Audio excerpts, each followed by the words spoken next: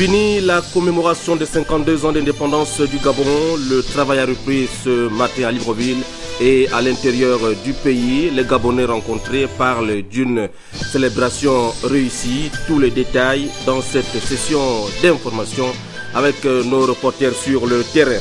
Le coût élevé de la vie dans notre pays, le chef de l'État, son Excellence Ali Bongo Ondimba, interpelle le gouvernement sur l'urgence aujourd'hui de trouver des solutions à cette flambée des prix qui pénalisent, comme vous le constatez, le consommateur gabonais. Culte d'action de grâce organisé en faveur du Gabon, membres du gouvernement et plusieurs fidèles étaient de la partie à la Cité de la démocratie.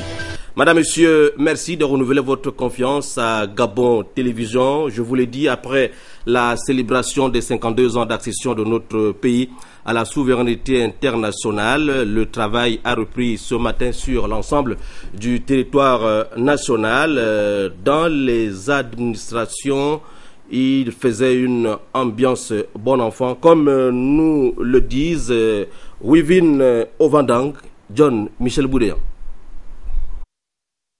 En ce jour de la reprise du travail, après près d'une semaine de congé, la quasi-totalité des administrations que nous avons visitées renoue avec les habitudes professionnelles. Au ministère des Travaux publics, par exemple, tous les employés ont répondu présents à leur service, notamment ceux du bureau d'ordre et ceux de la gestion administrative et des ressources humaines. Effectivement, en ce jour, au niveau de notre ministère, tout le monde est arrivé.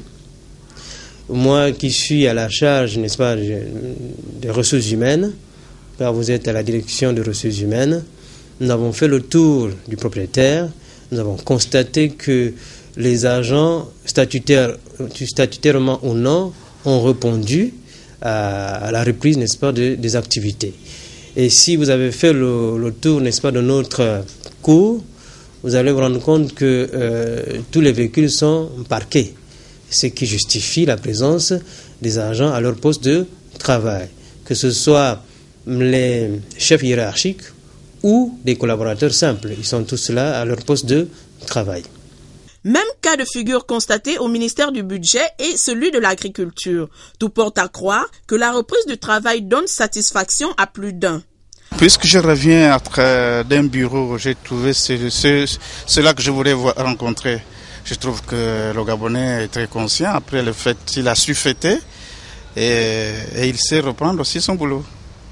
Le respect des contraintes professionnelles est un véritable gage de développement des mentalités des concitoyens, un comportement qui devrait demeurer dans la conscience collective.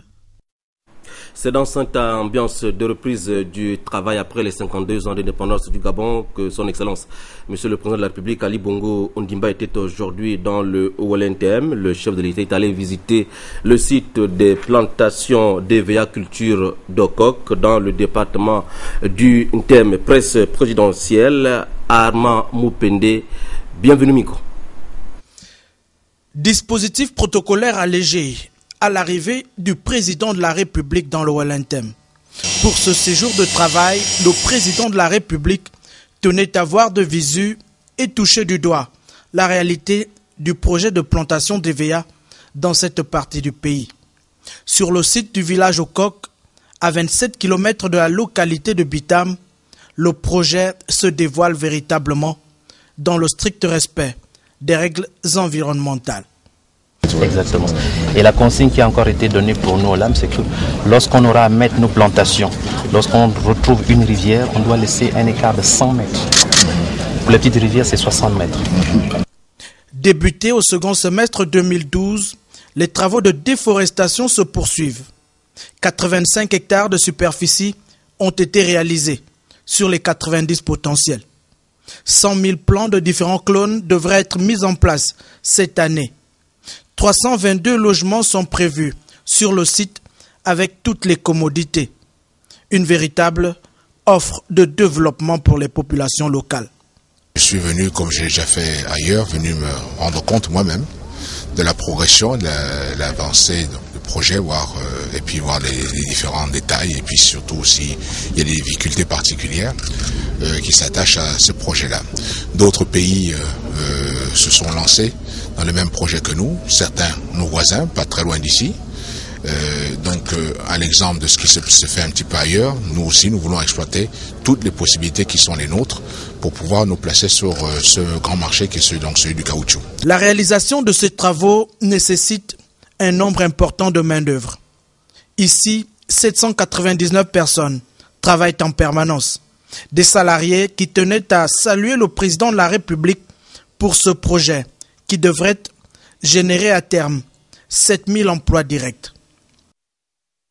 7000 emplois directs pour résoudre le chômage. C'est la volonté du chef de l'État, Ali Bongo Ndimba, qui au cours de cette visite a pu constater cette adhésion forte des populations à ce projet d'EVA Culture dans le Haut-Lenthem.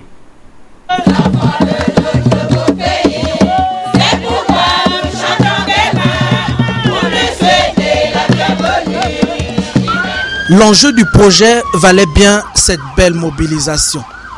En arrivant sur ce site, le président de la République tenait à rassurer les populations sur la fiabilité et la rentabilité de ce projet d'EVA Culture.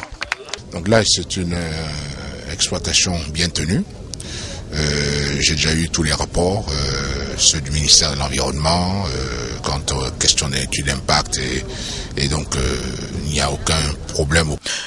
Au-delà des clichés et de toute forme de considération, les 20 000 hectares de plantations en gestation se développent conformément aux dispositions environnementales en vigueur. C'est une très bonne chose que le président de la République a faite parce que au Haut-Lenthem on n'avait pas de société, mais lorsqu'une société arrive comme ça, là, les jeunes vous voyez pendant les vacances de tout son travail. Oui, c'est une très bonne chose. Au niveau des emplois, on sait que ça va résorber un grand nombre d'emplois, ça va créer des emplois. Nous attendons voir ce que cela pourrait faire pour le bien de la population du Tamoise et pour le bien des populations du Gabon. Le président Ali Bongo Ndimba est venu. Il a vu et il a entendu les populations locales, fières et heureuses de bénéficier de cet investissement majeur pour le développement de cette zone rurale. La délégation présidentielle a regagné Libreville cette fin d'après-midi. Ali Bongo Ndimba, soucieux du coût élevé de la vie dans notre pays, attend du gouvernement Raymond Ndongsima une solution urgente afin de régler cette situation qui pénalise, comme vous le constatez, le consommateur gabonais. Ce matin, Yves Oyono, Léa Virginie Atam et Michel John Boudéan sont descendus dans les marchés de la capitale. Le constat est tout à fait accablant. Au lendemain du message à la nation du président de la République prononcé le 16 août dernier, les consommateurs du Gabon prisonniers depuis plusieurs mois de la flambée des prix des produits de première nécessité peuvent pousser un ouf de soulagement. Le peuple gabonais, par ma voix, demande au gouvernement plus d'efficacité pour régler en urgence cette situation et éradiquer ces pratiques qui, en définitive, pénalisent le citoyen, le consommateur gabonais. Et cela est le vouloir de tout le monde, que les choses soient abordables, parce qu'il y a certains qui n'ont pas la possibilité d'avoir ces choses-là, mais ils sont dans le besoin. Si le prix est vraiment... Comment ils vont faire pour avoir ces choses-là? C'est ça le problème. Sur le marché local, des mesures strictes viennent d'être prises au haut niveau en vue de freiner l'hémorragie. Les réformes entamées doivent se poursuivre, s'accélérer et produire tout leur impact positif sur la vie des uns et des autres. Le coût de la vie doit être maîtrisé, de sorte à assurer un mieux-être à chacun. La nouvelle grille plafonnée de certains produits de consommation courante vient freiner l'appétit de certains opérateurs économiques véreux. Les gens se plaignent que c'est cher, la vie est devenue chère. L'année dernière, j'avais déjà évoqué les pratiques scandaleuses de commerçants véreux. Il s'y ajoutent les pressions injustes et insoutenables de certaines administrations publiques sur le secteur privé. Instruit par le chef de l'État et mise en application par le gouvernement, la liste de certains produits de consommation courante importés, soumis au régime de liberté contrôlée des prix, est désormais une réalité. Mais aussi celle relative aux produits d'origine halieutique, issus de la production locale de consommation courante, soumis au régime de liberté contrôlée des prix. Les prix de quoi et quoi? Entre autres, il s'agit des viandes, volailles, poissons, riz et boîtes de conserve. Ici comme ailleurs, les mesures efficaces sont attendues en termes de mécanismes de suivi des prix, de l'application et du respect de cette décision. Les prix des denrées de première nécessité, des matériaux de construction, de diverses commodités doivent être régulés, revus à la baisse, dans certains cas pour répondre à la demande sociale, augmenter le pouvoir d'achat des foyers, relancer la consommation intérieure, réduire ainsi la pauvreté. Face aux commerçants, la vigilance des consommateurs s'impose. Mieux, sur ce dossier, la forte implication des associations des consommateurs est attendue. Celle de la Direction générale de la concurrence et de la consommation, encore plus. Il faut dire que dans les tout prochains jours, la nouvelle mercuriale, conformément aux instructions du chef de l'État, sera affichée dans tous les commerces de notre pays. En tout cas, Gabon Télévision reviendra sur cette information capitale. De même, se loger à Libreville est un réel problème face à la vie chère. Les propriétaires fixent de manière exagérée les prix des loyers. Voici le constat de Charlie Botounou, Michel John Boudéan. La problématique de la vie chère au Gabon s'observe dans tous les domaines. Dans le logement par exemple, le prix du loyer est excessivement élevé, quel que soit le quartier où l'on se trouve, le scénario est pratiquement le même. Pour le loyer que vous venez là, non loup, on n'a pas de travail, on n'a pas de mari. Une personne comme moi, j'ai des enfants, des petits-enfants, des petits-fils. Maintenant, la maison coûte cher. Faut manger, la nourriture est chère. Faut payer le loyer, faut payer la maison, le courant. Je n'ai pas quelqu'un qui m'aide. Maintenant, qu'est-ce qu'on peut faire maintenant? On a dit qu'on doit changer, on doit avancer.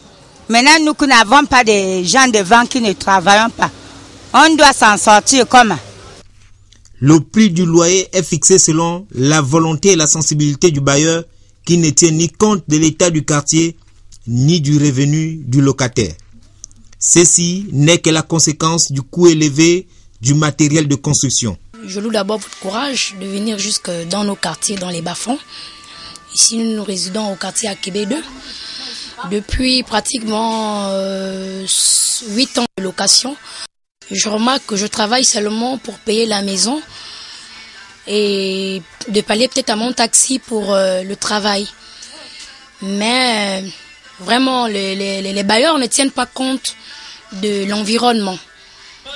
Et ils ne tiennent pas aussi compte du revenu mensuel de tout un chacun. Bon.